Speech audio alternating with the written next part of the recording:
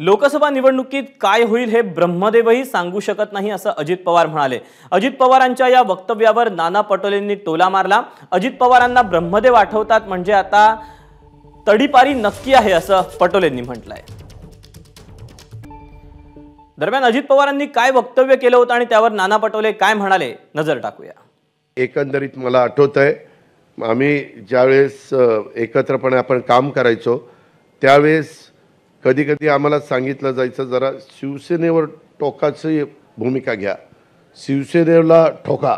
मी त्यांना विचारायचो काय त्यावेळेला शिवसेनेला ठोकल्यावर अल्पसंख्याकांना फार समाधान मिळतं, आनंद वाटतो। आणि यावेळेस तर अल्पसंख्याक तर शिवसेनेबरोबरच जायला निघाला होता।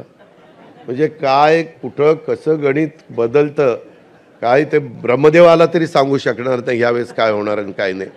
त्या माझ्या बीड, जालना आणि परभणी या जिल्ह्यात तर जातीवादावरच इलेक्शन गेलं।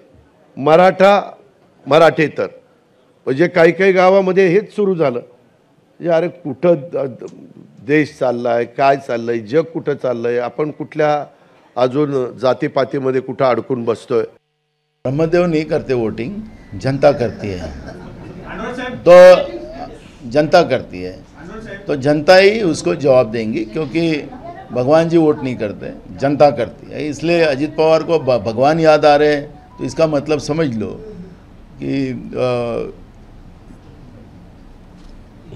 तडीपार। एबीपी माझा, उघडा डोळे बघा नीट।